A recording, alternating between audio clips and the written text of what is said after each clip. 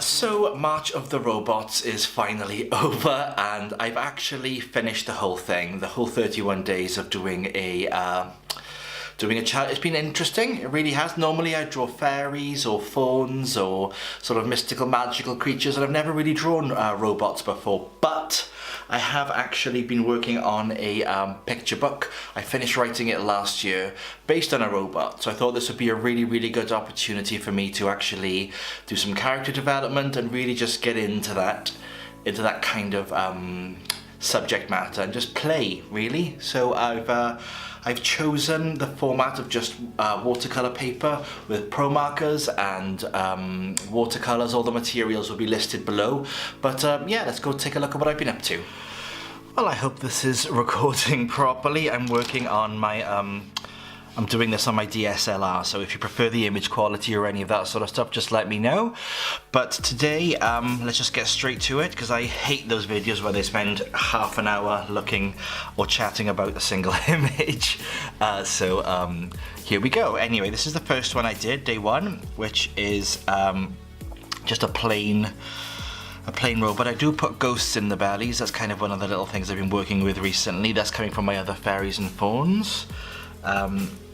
This is actually one of my favorites. I just like the turbine. I got that from a Google Images search. I just had a little look. I typed in machine and had a good look there at what came out. Just taking this a little bit further. Starting to do more full-bodied stuff, and I do put a lot of paper planes in my work as well. I tried to keep the theme of ghosts in the bellies. I don't know if you can really, if that will focus on that. It might not, I'm not sure. Okay. They're all scanned in on my Instagram anyway, and they're all on they will be in my website for the online sketchbook as well, so. Just going through this, it has been interesting to draw robots. Like I said, it's not something I normally do, but I have really kind of enjoyed getting back to Promarkers as well, because it's not something I normally use. It's just, I picked them up when I was going to a local comic book kind of club where they would get together and draw, so I found out about them then, and I do prefer them to Copics. But I gotta be honest, I don't have that much experience with Copics, so maybe that's why, I'm not sure. So getting there anyway. Ooh, he actually needs a bit more rubbing out. I did leave it really, like I do with every drawing challenge, I leave it till late to actually get them all done. So most of these were actually done in the last 2 or 3 days. I'm just remembering this one because I got to the point where I was doing 5 or 6 a day because it was just taking forever. What I like about challenges as well is that the more you go along with them, the more your mind is sort of forced to think creatively, or it reverts back to what it knows, and this is one of those where it reverts back to what it knows, just doing the simple heads and bodies kind of thing. And this is where I think I can see my mind starting to engage and create and to think about the robot book that I've written. It's this kind of style of character I like. I'm not sure whether I'll use Promarkers or watercolours for the actual book itself, but we'll see. I think it's so the story's written. I'm going to start working on the layout this month to get that done. I do like him as well. I like sort of, you can see bits of the sort of fantasy unicorn bits start creeping in. That's another little, I put a heart in there instead of the robot in the belly. I'm not a giant fan of this one, but there we go. I do like her. She's not really going to be the area I go in terms of the robot book, but something to do, and I haven't actually coloured in her bottom lip properly. So there are plenty of mistakes here, obviously, because I said they were all done in the last couple of days. Try to do more steampunk helmets, that sort of stuff, just to get them get that element in there. I do like her. A cyborg riding a robot, that sort of stuff. I just tried to have fun, really. This was, I spent a bit more time on this one. I'm not entirely enthused with how she came out, but I think she's more in keeping with some of the stuff that I've been doing. I am selling prints of these as well. Some of the originals have already sold, so if you're interested, just let me know, give that a go.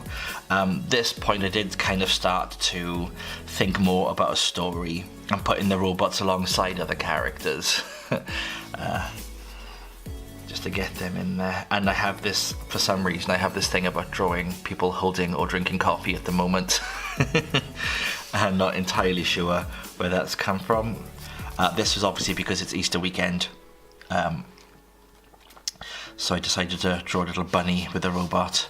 I like her, but she reminds me a little bit of Cheetara from the Thundercats, if any of you are old enough to remember that cartoon.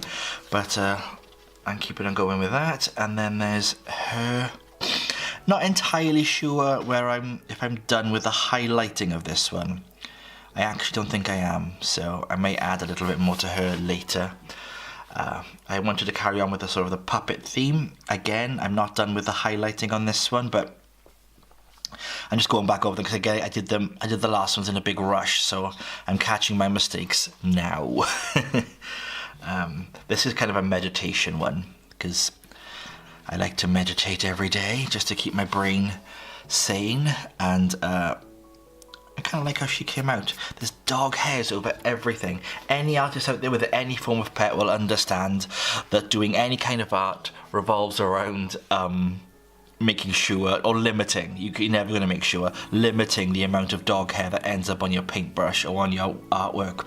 Now I know this one was a bit of a stretch for robots, but I wanted to do it anyway, just like the idea of the wind-up dolly. There's a Victorian lady with a robot heart, again pushing the theme, I know, but I wanted to give that a go anyway, because I like the idea. And this one, she's one of my favourites.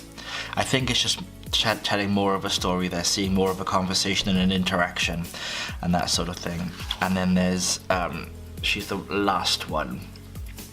And again, she's one of my favourites, just because I can see my brain starting to work here and tell more of a story rather than draw a static image, which is something I kind of work to fight against.